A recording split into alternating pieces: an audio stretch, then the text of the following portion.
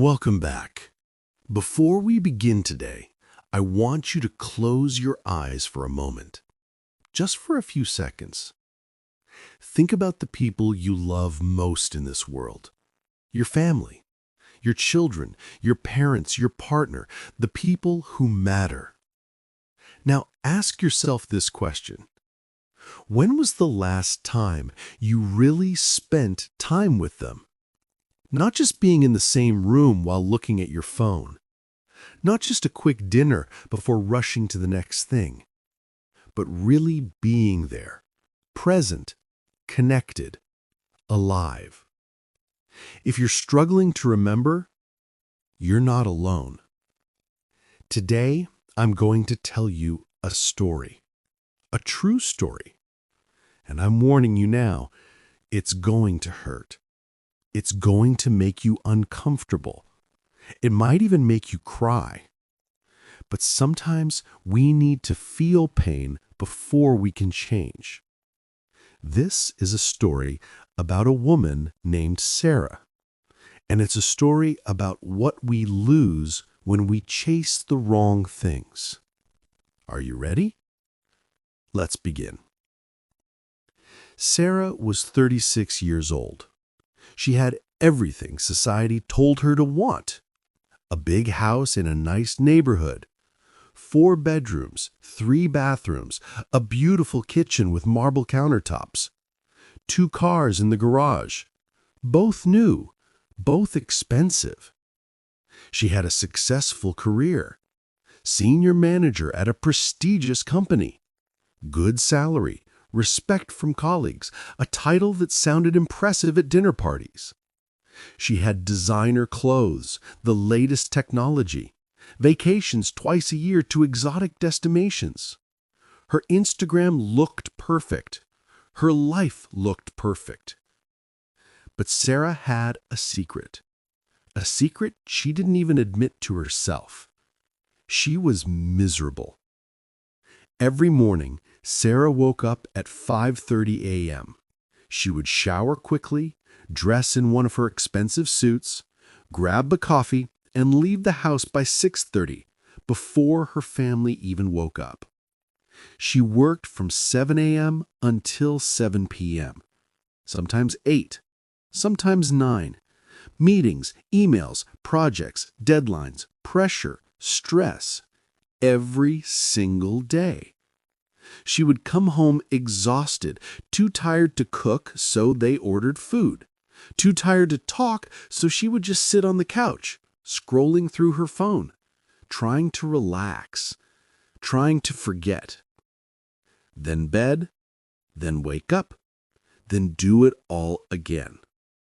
This was her life, 5 days a week, sometimes 6, for years. Sarah had 2 children, Emma, who was 8 years old, and Jack, who was 5. Beautiful children, smart children, children who needed their mother. But Sarah wasn't there. Not really.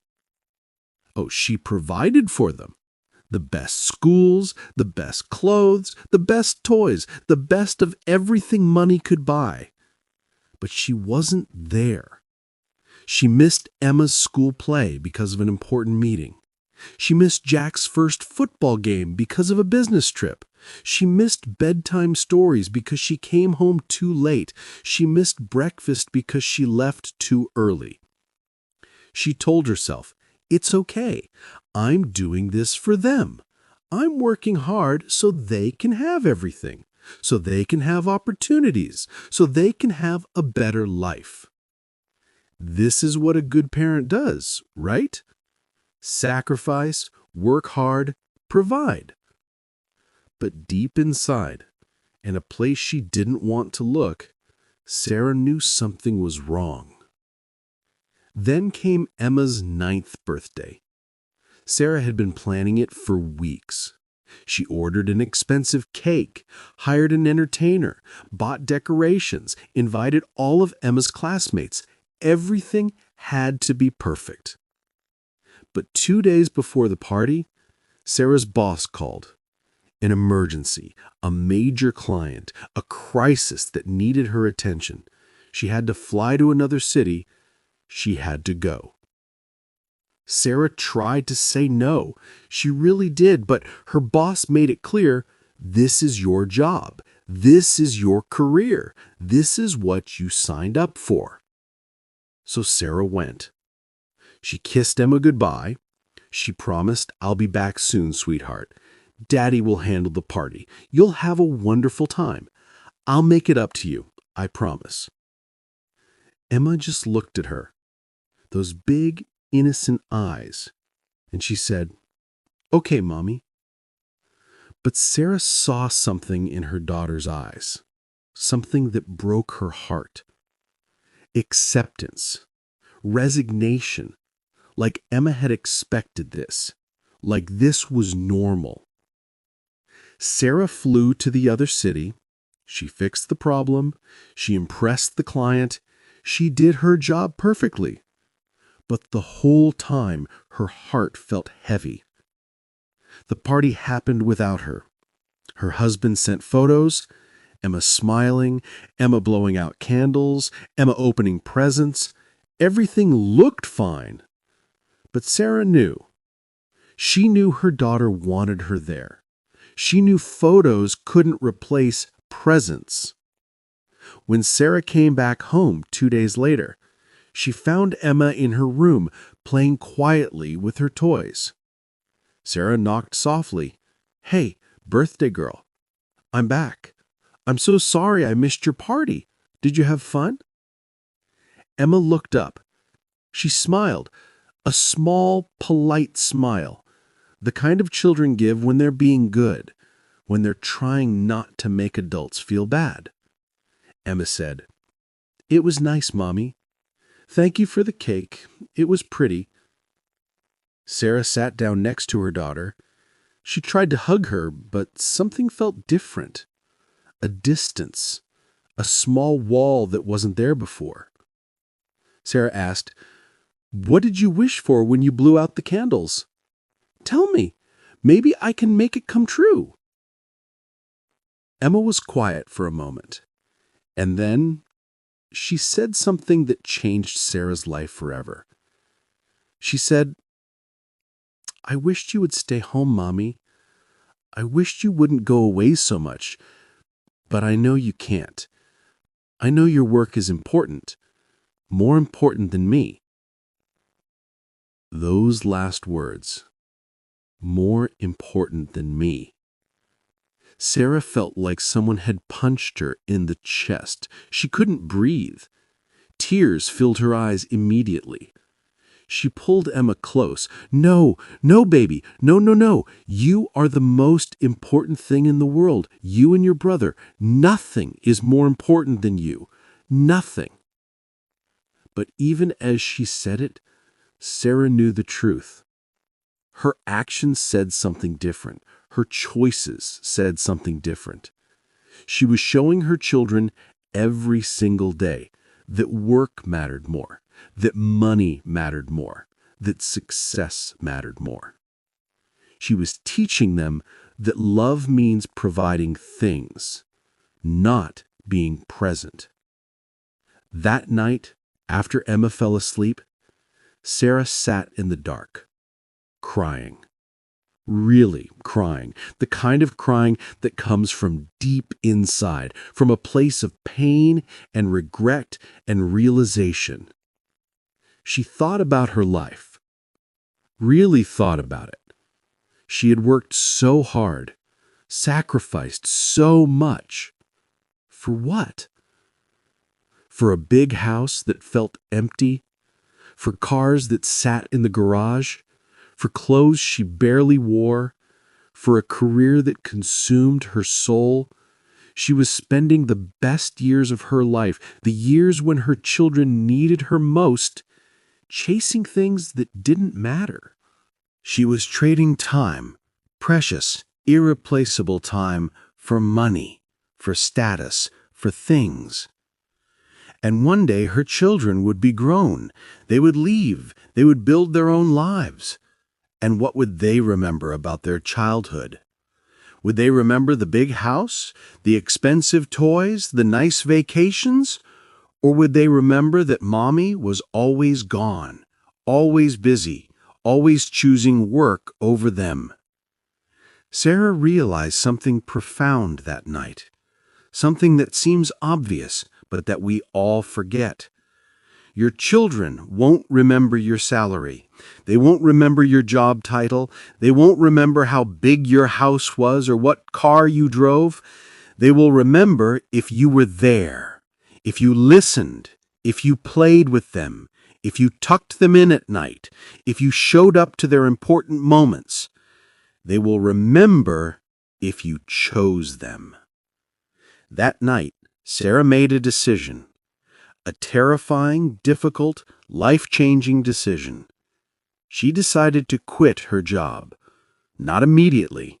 She needed a plan, but she decided, this is not how I want to live. This is not the mother I want to be. This is not the life I want my children to remember. Over the next 3 months, Sarah and her husband had many long conversations.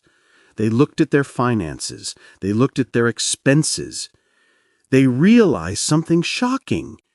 They didn't need most of what they had. The big house? They could sell it, move to a smaller place, save thousands every month. The 2 expensive cars? They could sell one, use public transport sometimes, walk more. The designer clothes, the expensive restaurants, the constant shopping, they didn't need any of it. They had been trapped in a cycle, working to pay for things they didn't need, things they bought to feel successful, to look successful, to prove something to people who didn't even care. It was exhausting.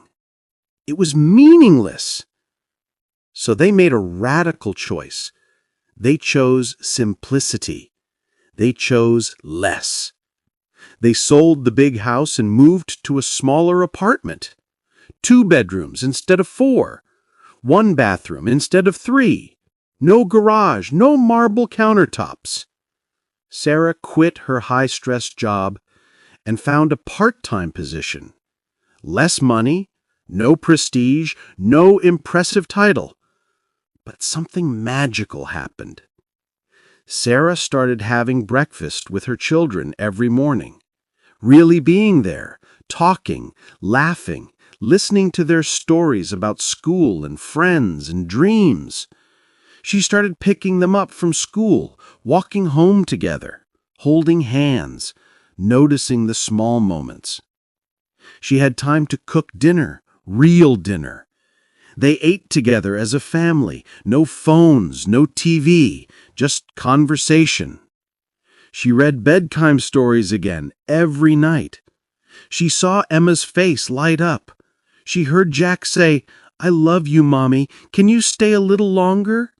And she could. She had time. For the first time in years, Sarah felt alive, present, connected to what mattered. Yes, they had less money.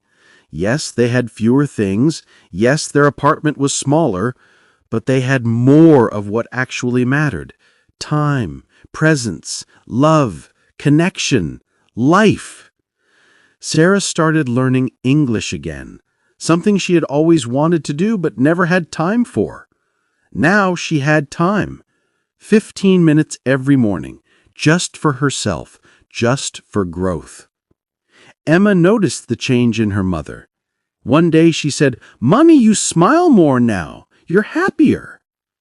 Sarah hugged her daughter tight. "I am, baby, because I have you, and I finally understand that you're all I really need." 6 months later, Sarah looked back at her old life and couldn't believe she had lived that way for so long. She had thought she was building a better life for her family, but she had been destroying the one thing that mattered: being together. She had thought success meant earning more, buying more, achieving more. But real success was simple: being there for the people you love. Now, I want you to think about your own life. Are you working so hard that you're missing your life? Are you so busy earning a living that you're forgetting to live? Are you chasing more, always more, without asking more of what? For what purpose? Are you sacrificing time with people you love to buy things you don't need, to impress people you don't even like? What are you trading your life for? Because here's the truth that nobody wants to hear. You cannot get time back, ever. Once it's gone forever. Your children will grow up. Your parents will get old. The people you love will not be here forever.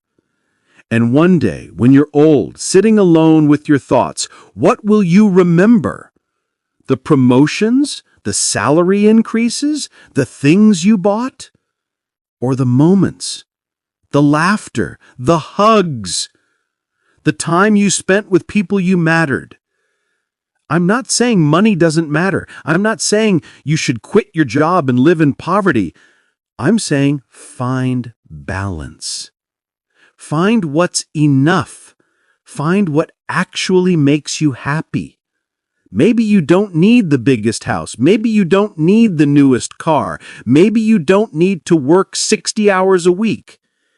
Maybe you need less stuff and more life. Less stress and more peace. Less things and more time. Maybe the life you're chasing is not the life you actually want. Sarah discovered something that changed everything. Simplicity is not about having less. It's about making room for more. More of what matters.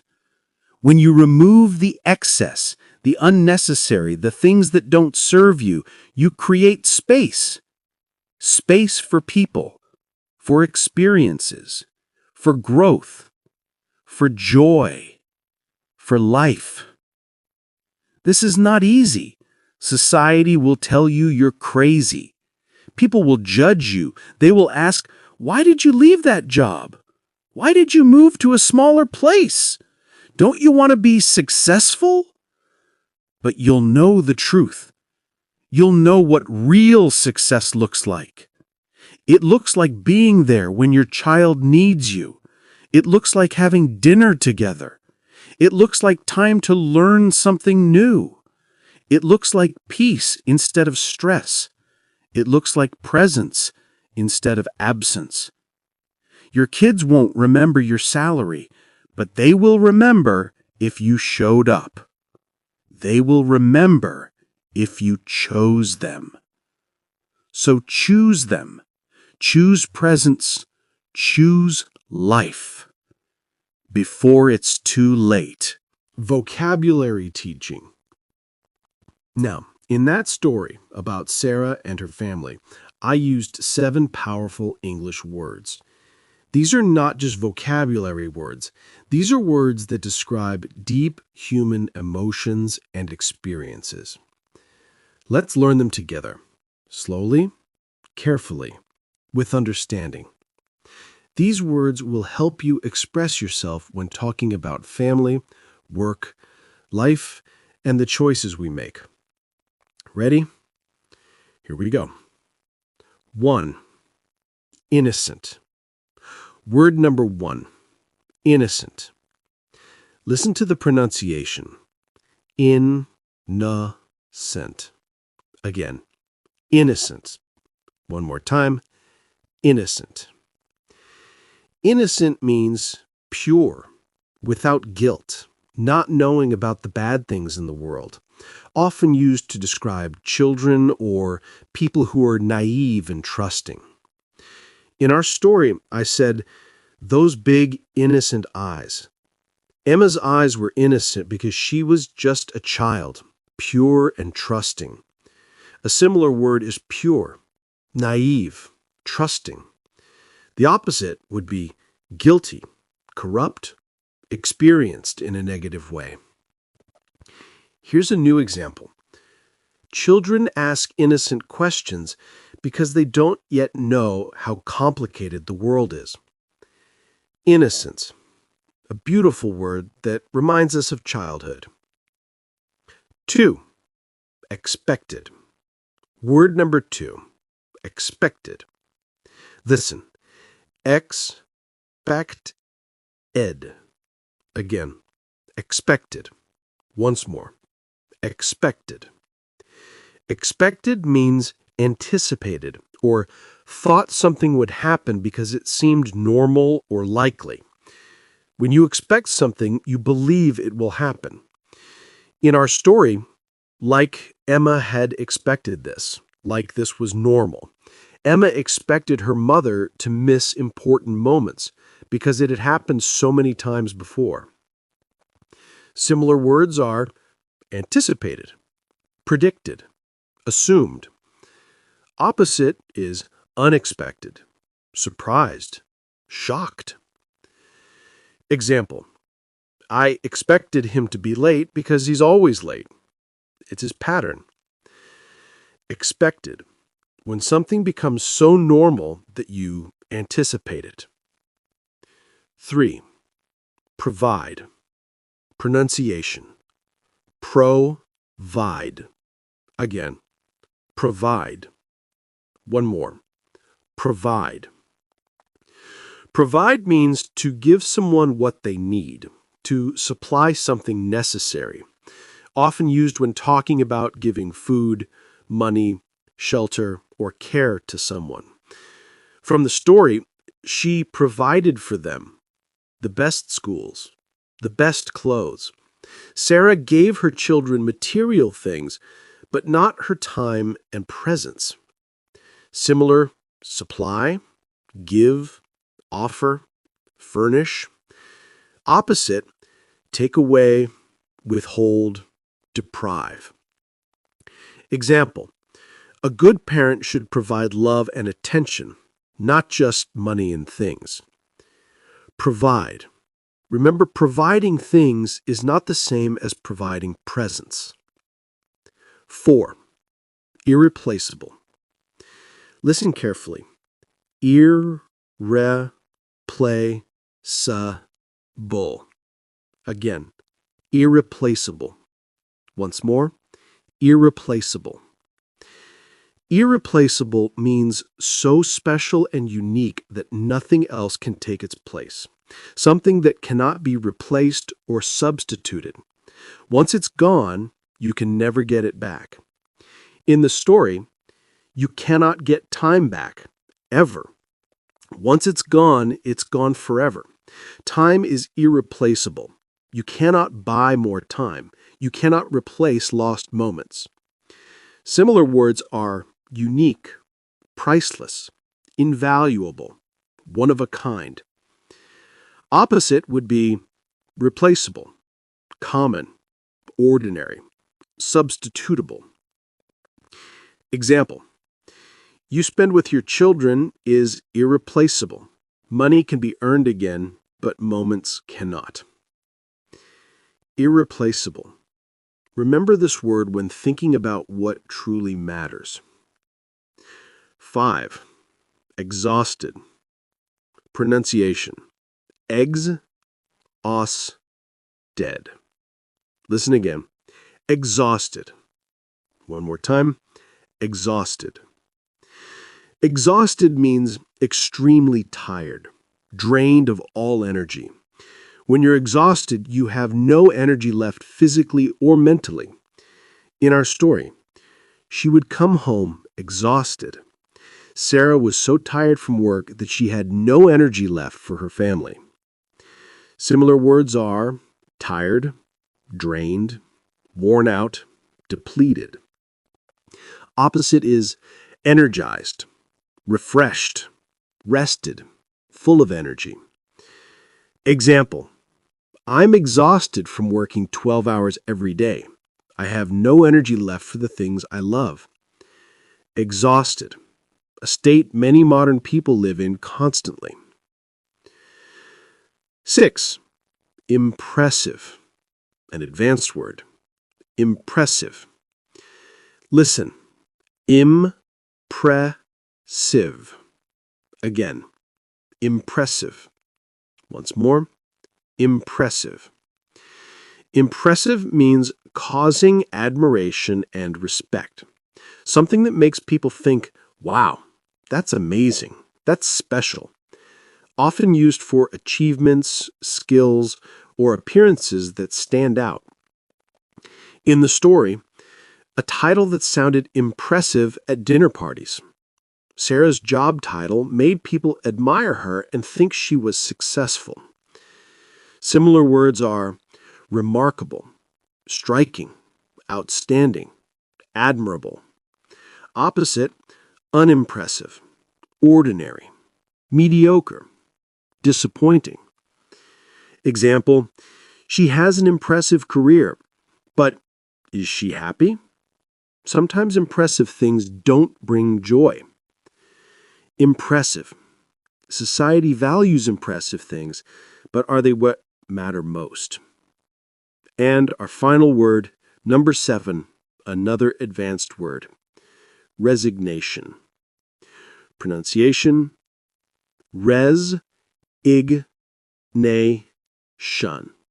Again, resignation. Last time, resignation. Resignation means accepting something unpleasant that you cannot change, giving up resistance, and just accepting reality, often with sadness. It's when you stop fighting and just accept. From the story, acceptance, resignation.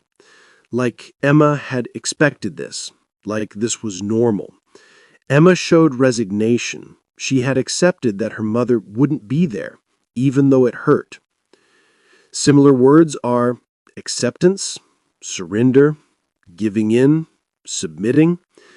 Opposite, resistance, fighting back, refusing to accept, rebellion.